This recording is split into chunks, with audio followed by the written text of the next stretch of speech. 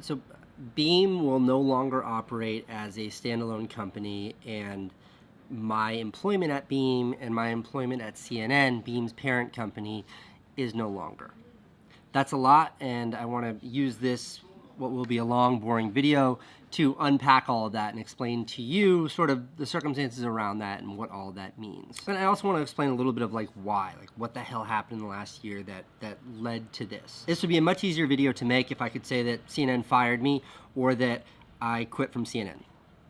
Neither of those things are the truth. The reality of the situation is I've been struggling there for a while. They've been struggling with me for a while. And collectively, we just decided this was the smartest way to move forward.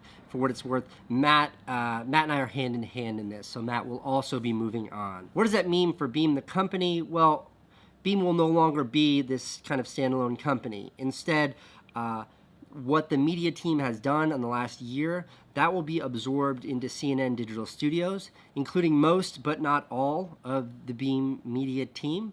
Some people will lose their jobs. That's heartbreaking and probably the part of this whole thing that's the hardest for me, but it is a reality. On the technical side, so our entire tech force that has been so passionate about these two really amazing products they've been working on, that development will continue at CNN. And I'm happy about that. I'm happy about that because I believe in the products that they were working on. And I'm also happy about that because if they want it, they have their job attached to the same product that they've been so focused on for the last year. I'm also happy about the fact that CNN has decided to maintain the Beam YouTube channel. As some of the Beam media team is being absorbed into CNN Digital Studios, they're going to be focused on their own thing, which right now is the Beam YouTube channel. So that's also fantastic. For what it's worth, it's mostly just a title, but for what it's worth, I'm going to stay on as executive producer of the content they're making on that channel. I'm attached to it. I'm happy about that. That will be my legacy with what they're doing there. So what the hell happened? That's a very hard question to answer. I'll do my best to characterize what transpired over the last year from my perspective, and that's that, post-acquisition, that was, 1 year ago now, 1 year ago January, there was such enthusiasm by me. I was the one who spearheaded this whole thing to get this thing off the ground and get it moving. And as we built out the team and as we built out infrastructure, and when I think back specifically to like early summer, late spring last year, when we were trying to get the media team up and running, so much of the way that worked depended on me as a creative, as a manager, as a leader of the team, as the architect for what we were doing. And I really struggled in that environment. It was not an environment that I was happy in. When I make stuff, when I make the videos that you see on this YouTube channel, I don't discuss it with people. I don't ask permission. I don't ask for input. I just create. And via that process, I'm able to make something and find something, and it works for me. And the infrastructure at a company like what we were trying to do at Beam, build something that's scalable and be bigger than just one individual, that process doesn't work. You can't just have one person doing one thing in a closet. We had a team, and I didn't function well within that team. I didn't. And it bummed me out. It was something that I was tremendously frustrated about because I loved that team. Every single member of that team was absolutely brilliant. And people that I consider friends. I hope they consider me friends, but people I genuinely care about. But I couldn't function as a professional. I couldn't function within that environment. And I really remember last summer I was so frustrated. I remember going home and talking to Candace about it every single night. And those frustrations precipitated. And ultimately, I stepped out of a managerial role with the team and let them do their thing, and they flourished. Like, they made incredible content. I genuinely think that the Beam media team in my absence functioned better than when I was there.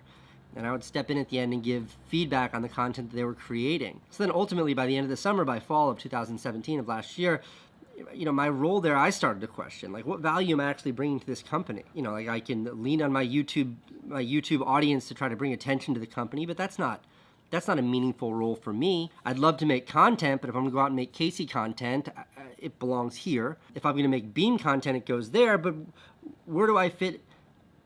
I don't know if this is making sense, but all of these unanswered questions, and most of them took place in my head, all these unanswered questions yielded just me being tremendously frustrated. And that frustration would often manifest when I was in the Beam studio, trying to work things through with the team and just being like, I just want to do this myself. And in the end, I wasn't happy.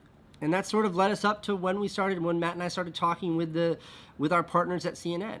And they were amazing. All they wanted to do was work with us and figure out solutions.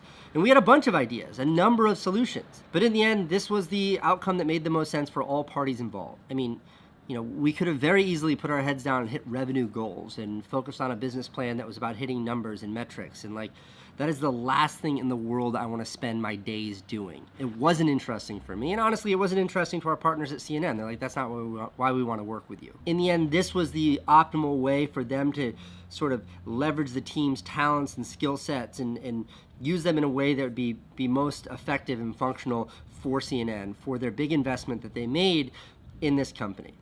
So that's what's happened.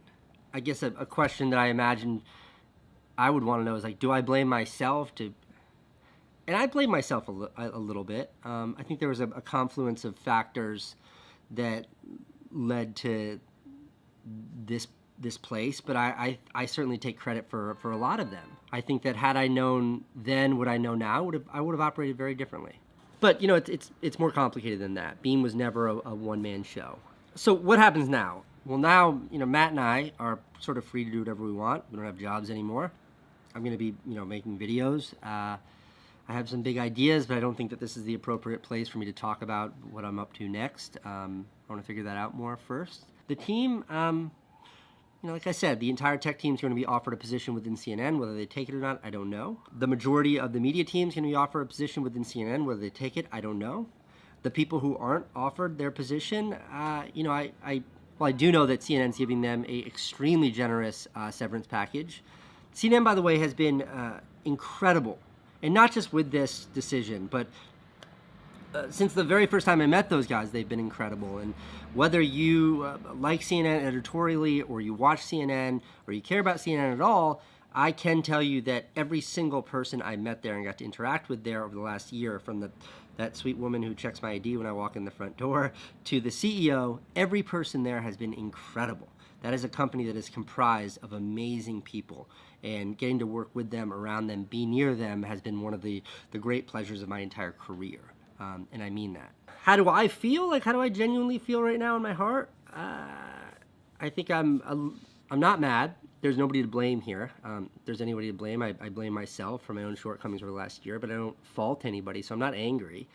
I'm sad. I'm sad that I won't be able to work with the people that I've enjoyed so much to work with over the last year. I'm relieved, although that feels weird to say. I'm relieved because the last couple of months have been very stressful trying to figure this out. And then I feel there's somewhere between guilt and anxiety about the team. Even the people who decide to stay with Beam, stay with CNN, and continue to their work within CNN. It's not easy going through transitions like this, and I feel terrible about that. I mean, these are people I really care about, and they're going to have to deal with disruptions that nobody likes to deal with. I'll say that I feel like I'm taking an L here. I don't see this as a failure. I see this as a company where we succeeded. This is a company where we tried 200 times, and 99 of those times we succeeded, and 101 of those times we didn't. And that's what got us to where we are right now, and that's what it means to be an entrepreneur. You try things. Last year I stepped up to bat with CNN and I struck out. But the year before that I stepped up to bat and I hit it out of the park. And that's what it means. If I was timid, if I couldn't handle something like this, if I didn't think this might be an outcome, I wouldn't have tried it in the first place. That's how this works. In fact, that's one thing that I feel weird about. It's just how cliche this is. So many of my startup friends are going to be texting me as soon as they see this video saying, "I told you so." And that hurts me a little bit because I had such high expectations here. But it's not uncommon for startups to be acquired by bigger companies and then to struggle. Ironically, Matt's previous job was head of engineering at a company called Tumblr. Remember Tumblr? They were the hottest social network in the world until Yahoo bought them. And now, when was the last time you checked your Tumblr account? This happens. This is common. I'm not saying that to be dismissive. I just think that's the reality of the situation. Now you'll still see me on YouTube like you do as often as I can possibly make videos. I'm going to do as much as I can with the team to help them and help them figure out what's next and what they want to do individually. But as I'm sitting here sort of ruminating, getting nostalgic about this little company that Matt and I started 3 years ago and all the struggles that we had and our trips out west to raise money and all the no's that we got and the 2 yeses we got, that I get sad. I get nostalgic about this whole thing. I get nostalgic about the fact that the reason why I picked up my camera to start vlogging was because I wanted to have a vehicle to share my new tech company. I credit Beam with making me take YouTube more seriously, and the fact that that chapter of my life is closing is something that does make me a little bit sad and nostalgic in kind of a sappy way. Okay, that's it. That was a lot. And maybe I'll do a Q&A tomorrow or later this week if there's interest in some of the specifics of what's happening, why it happened, and anything else you might want to know about.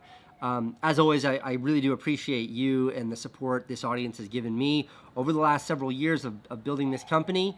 And I want to be as forthcoming with what's happening now with you as I possibly can.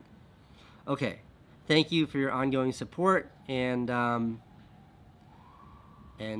yeah, see you soon.